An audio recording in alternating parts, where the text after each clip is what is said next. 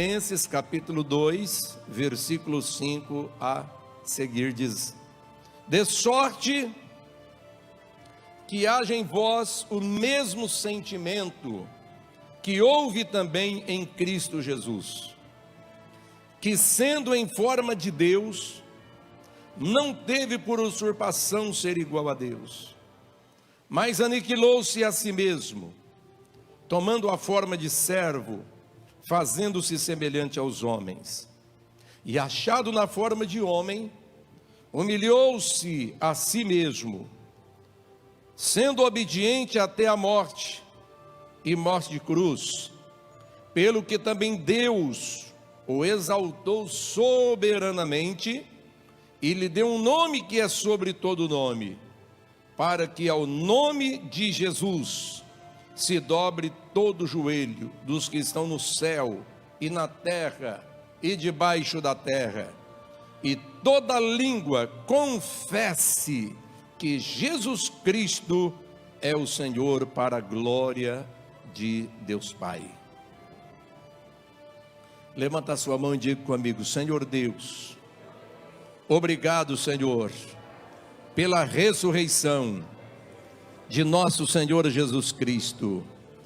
Isso nos traz a certeza que nós também viveremos para sempre. Opera maravilhas, Senhor, através da Tua palavra, em nome de Jesus. Assim seja. Vamos sentar dizendo glória ao Pai, glória ao Filho e glória ao Espírito Santo. Graças a Deus. Meus amados, bom que nós estamos também iniciando a nossa semana de consagração, né? Então nós temos alguns propósitos importantes, né, para todos nós, para o decorrer dessa semana, até chegar o dia da Santa Ceia. E, portanto, eu acredito que é uma bênção nós estarmos iniciando a semana com esse assunto tão sublime da ressurreição do Senhor, né? Porque o que a palavra de Deus nos mostra? Que o Senhor Jesus foi preso na quinta-feira, lá no Getsêmani, que na sexta-feira ele foi crucificado às 9 da manhã, do meio-dia às 15 horas houve trevas sobre a terra, e às 3 horas da tarde Jesus deu o seu brado de vitória, e ele foi retirado da cruz. Ele que estava crucificado entre os dois ladrões continuavam vivos, porque a morte de cruz geralmente durava chegava a durar 3 dias para a pessoa morrer, muita agonia, muita febre, muita convulsão. Mas como Jesus diz que ninguém tem poder para tirar a minha vida, mas eu espontaneamente a dou, então quando ele viu que não precisava mais sofrimento, né, mais tormenta dos homens, ele diz: Pai, nas tuas mãos eu entrego o meu espírito, e inclinou a cabeça, né? Quer dizer, ele se rendeu. Aí diz a Bíblia que, como o dia seguinte era o sábado da Páscoa, lá em Israel, o governador mandou que fosse quebrar as pernas dos crucificados, para eles morrer logo, para não demorar muito para morrer. Então eles foram e quebraram as pernas dos dois ladrões, da direita e da esquerda, para eles morrer mais rápido. Quando foi quebrar de Jesus, não precisou, porque ele já estava morto. Aí cumpriu mais uma escritura que diz que nenhum dos seus ossos seria quebrado. Até isso estava escrito, até esse detalhe estava escrito.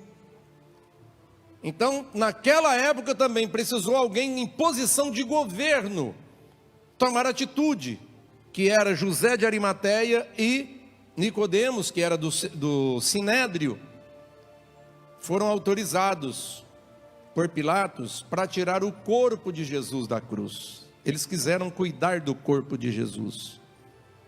Você vê, sempre precisou de alguém com influência junto às autoridades. E eles foram então úteis nesse momento. Aí envolveram ele em um lençol e levaram para um sepulcro novo, que ainda não tinha sido usado.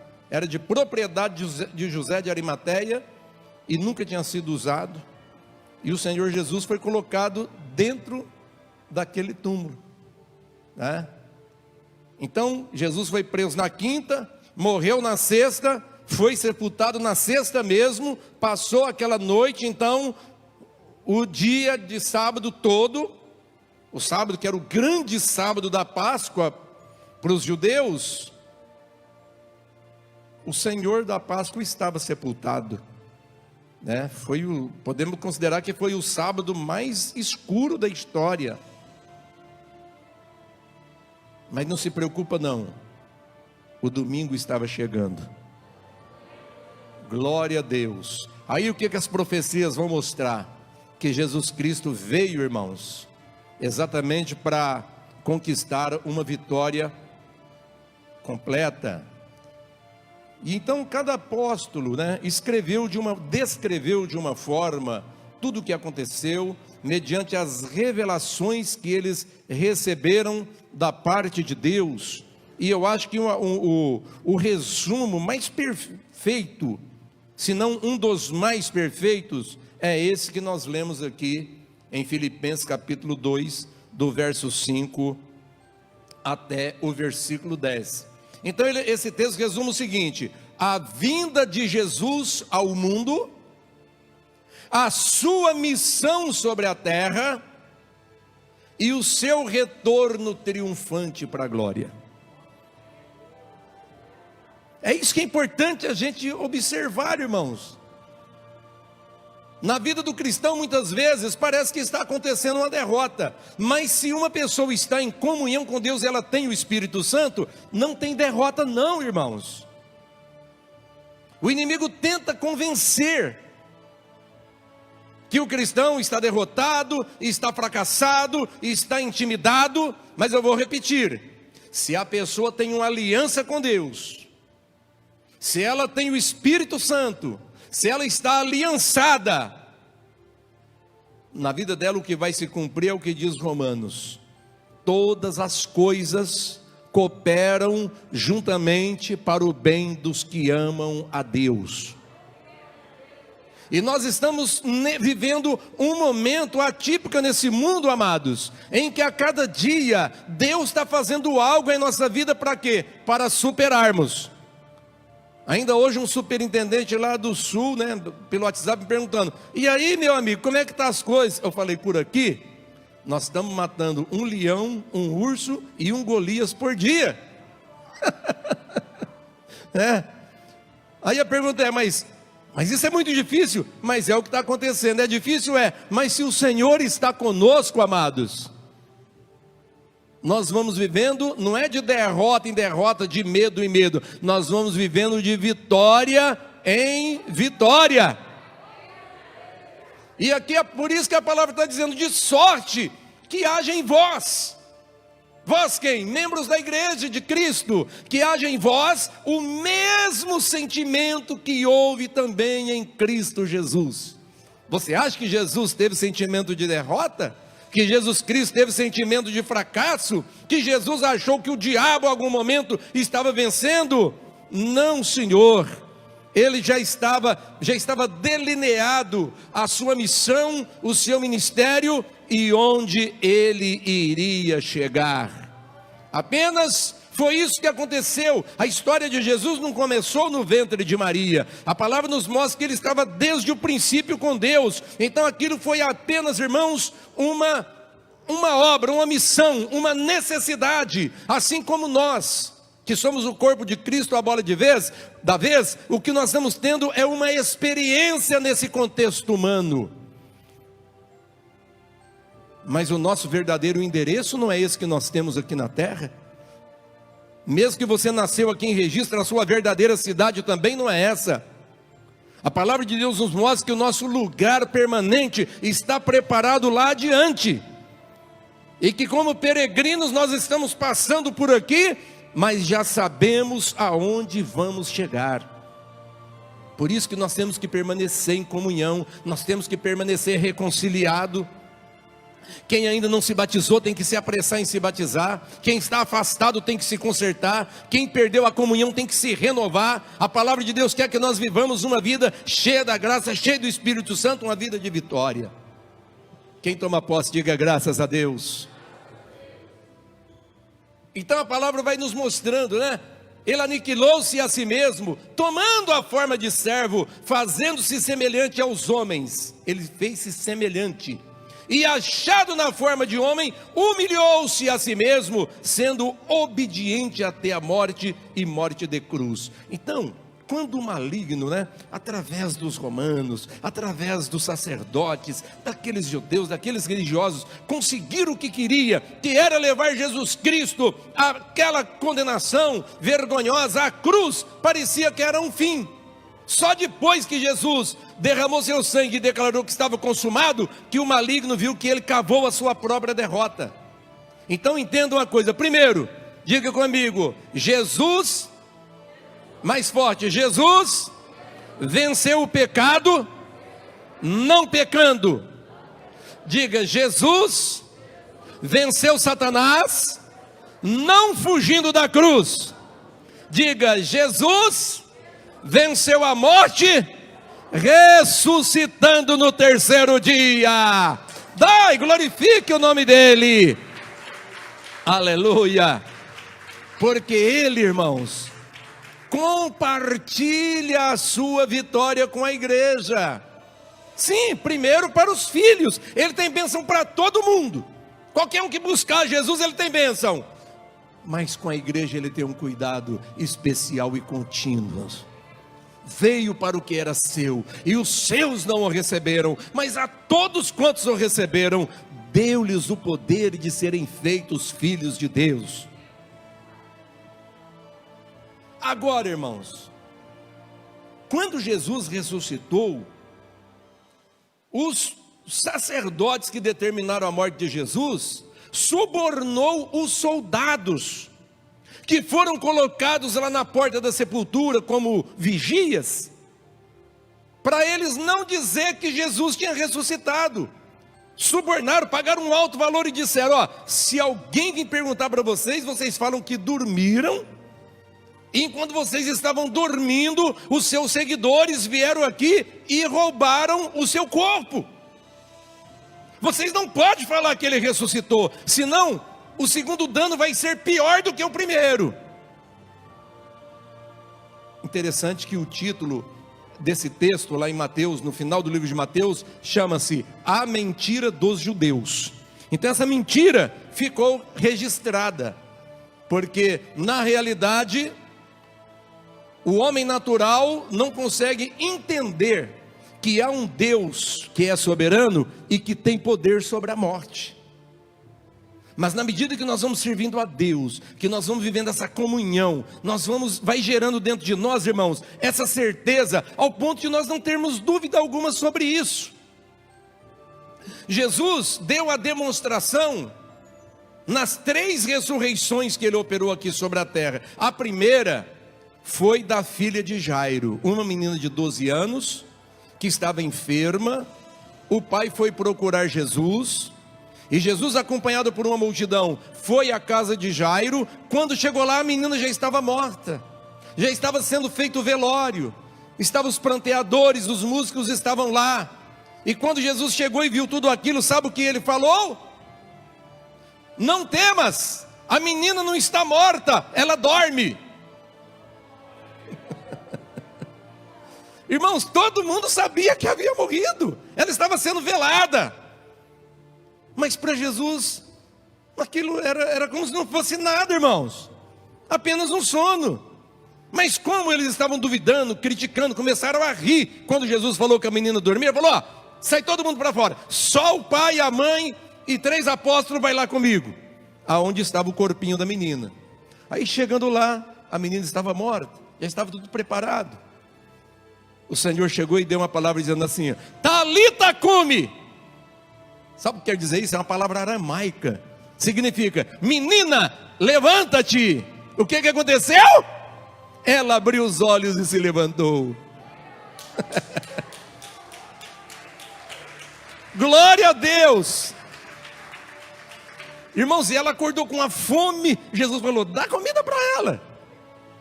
E aí você vê que o milagre são 2 milagres múltiplos, que é a ressurreição e a cura da enfermidade que a matou.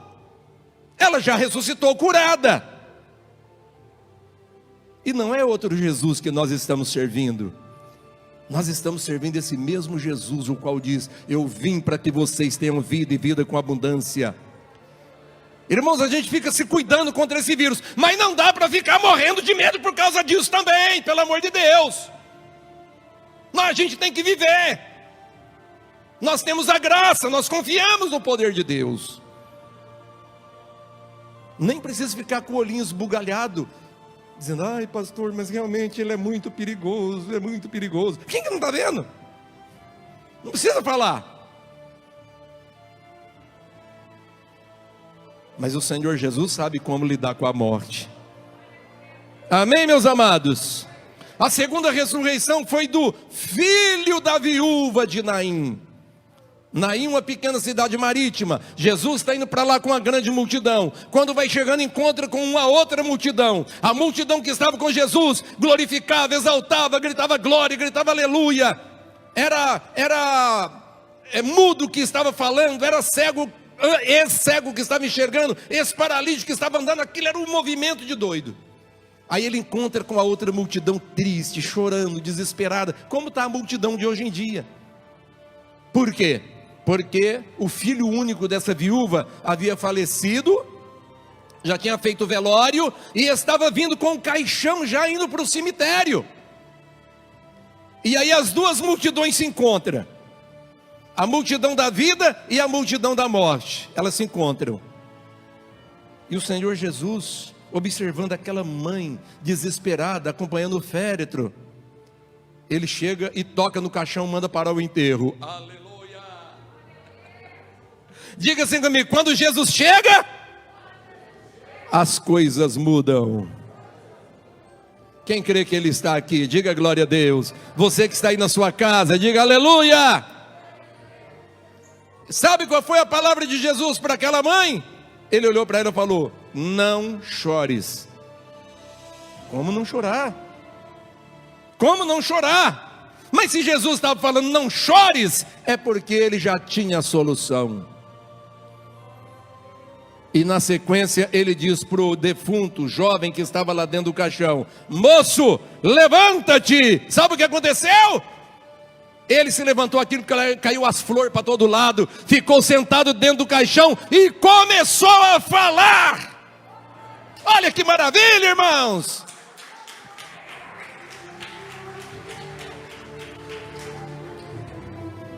Que susto para todo mundo, hein? Fala para o seu irmão assim, a vida chegou, meu irmão. Podia ter falado mais animadinho um pouco, né, irmão? Dá um grito assim, a vida chegou, meu irmão.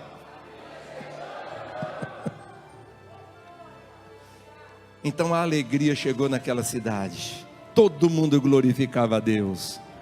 Aí diz a palavra que a terceira ressurreição foi a de Lázaro. Jesus foi avisado que ele estava enfermo, mas Jesus não foi.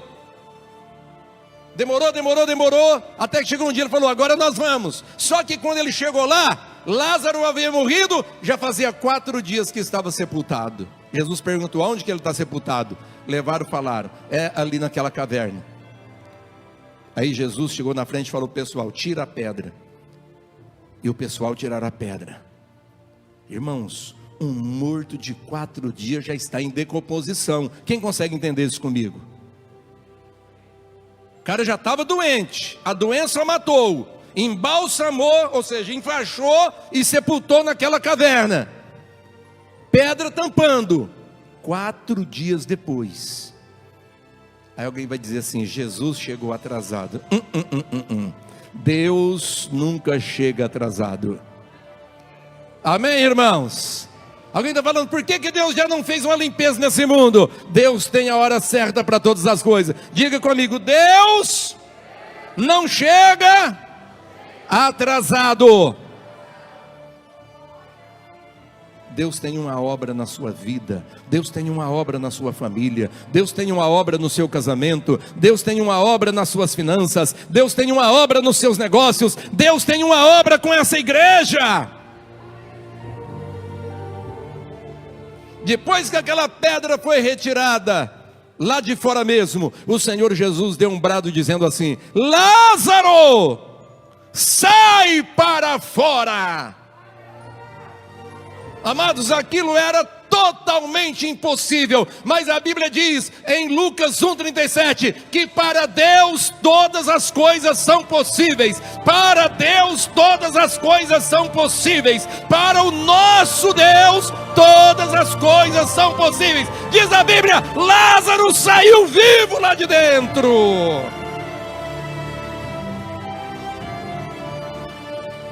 Aleluia. Ele falou: pode desenfaixar ele. Desenfaixou e ele saiu andando como se nada tivesse acontecido. 4 dias depois. Depois, a próxima ressurreição, irmãos, foi a ressurreição do próprio Salvador. Aquilo que ele fez na vida dos outros, agora aconteceu com ele. Deixa eu te dizer uma diferença. Os 3 que Jesus ressuscitou com o mesmo corpo que eles tinham antes. O mesmo corpo físico, que depois morreu de novo. Foi sepultado e está sepultado. Agora Jesus não. Jesus ressuscitou no 3º dia. E diz a palavra que ele ressuscitou com um corpo glorificado. Um corpo incorruptível. Um corpo que ele teria esse corpo para sempre a partir daí. Um corpo que quando ele aparecia para os apóstolos, ele não precisava bater palma, nem pedir, nem bater na porta. Ele simplesmente se apresentava onde ele queria. A palavra de Deus fala muito sobre isso, como aqui é uma pregação, não é um estudo, eu não vou entrar nesses detalhes, mas é importante que você saiba disso, que Jesus ressuscitou com o corpo glorificado, e diz também a Bíblia, que nós, na nossa ressurreição, então não precisa nem ficar apavorado, que todos vão morrer mesmo, mais cedo ou mais tarde. Mas na nossa ressurreição, nós teremos um corpo não semelhante ao de Lázaro, nem do filho da viúva de Naim, nem da filha de Jairo, mas um corpo transformado, semelhante ao do Senhor Jesus Cristo. Um corpo incorruptível, que ficará intacto para toda a eternidade. Oh, aleluia! Diz a palavra que Jesus ressuscitou como as primícias de todos os que vão ressuscitar. E é assim que a palavra nos ensina, que quando chegar o dia do arrebatamento da igreja, momentos antes desse arrebatamento acontecer, todos os que dormiram em Cristo ressuscitarão com esse corpo glorificado, e os outros serão transformados no piscar de olhos para encontrar com o Senhor na glória dos céus. Diz a Bíblia, e assim estaremos sempre com o Senhor. Consolai-vos, pois, uns aos outros com essas palavras. Aqui não é mensagem de morte, aqui não é mensagem de fracasso, aqui não é mensagem de medo, aqui não é mensagem de derrota, mas é mensagem de esperança, é mensagem de vida, é mensagem de vitória para todo aquele que crê nesse Cristo que está vivo e reina para todo sempre. Escute. Pelo que também Deus o exaltou soberanamente e lhe deu um nome que é sobre todo nome, para que ao nome de Jesus se dobre todo o joelho dos que estão no céu, na terra e debaixo da terra, e toda língua confesse que Jesus Cristo é o Senhor, para a glória de Deus Pai. Por mais grande que seja o homem nessa terra, na verdade, ele é um ser limitado, e diante dessa grandeza ele não é nada, mas Jesus Cristo não. Jesus Cristo, a Bíblia diz, ele é o Rei dos Reis, o Senhor dos Senhores, é aquele que está acima de tudo e de todos, e que mais cedo ou mais tarde, querendo ou não, acreditando ou não acreditando, todo joelho se dobrará. E o termo no original nos indica que até as coisas inanimadas se prostrarão também. Todos terão que confessar que Jesus Cristo é o Senhor. Por isso que é bom que a gente já comece a fazer isso desde agora, porque assim o nome dele é honrado e glorificado, e nós somos abençoados por isso. Então é isso, irmãos. Eu quero terminar com aquela máxima. Desculpe se eu parecer que aquele pentecostal tradicional, mas a gente sempre tem que voltar naquela máxima, que se você for no sepulcro de Maomé, lá está escrito, aqui jaz Maomé. Se for no sepulcro de Buda, lá vai estar escrito, aqui jaz Buda. Se você for no sepulcro de Confúcio, lá vai estar escrito, aqui jaz Confúcio. Mas se você for, como eu já fui 4 vezes no túmulo de Jesus em Jerusalém, lá está escrito assim, o que está em Mateus 28, versículo 6: ele não está aqui, pois já ressuscitou. Fique em pé glorificando o nome dele. Aleluia! É um Senhor assim que nós servimos, é um Senhor assim a quem nós prestamos culto. É nesse nome que nós oramos, é nesse nome que nós caminhamos, é nesse nome que nós jejuamos, é nesse nome que lemos a Bíblia, é nesse nome que nós pregamos o Evangelho. Ele disse: em meu nome os sinais vão acontecer. Em meu nome vocês vão expulsar demônio, vai curar enfermo. Em meu nome vocês vão ter vitória. Então no nome de Jesus, erga a sua cabeça. No nome de Jesus, levanta-te do pó. No nome de Jesus, erga-te do fracasso. No nome de Jesus, levanta-te desse vale de morte. E saiba que Ele que venceu,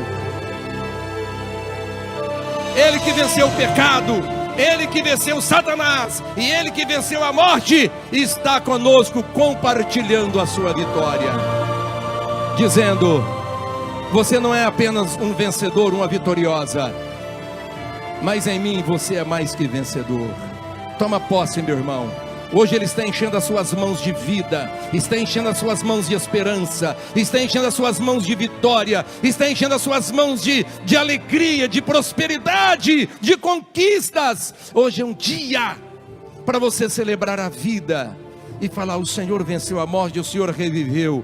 Nós também reviveremos e estaremos com o Senhor para sempre. Isso pode levar o nome de vitória. Não é uma vitória momentânea e passageira, mas é uma vitória para ser comemorada eternamente. Aleluia. Começa a agradecer. Começa a agradecer. Aleluia. Vislumbra a sua vitória. Você pode descansar nele. Você pode se refugiar nele. Começa a dizer: Senhor, em nome de Jesus eu não vou ter medo. Jesus, eu não aceito medo. Medo, saia de mim, saia da minha mente, sai dos meus nervos, sai do meu consciente, sai do meu subconsciente. Eu não vou ficar com medo. Diga para ele: eu não vou aceitar o medo. O Senhor venceu.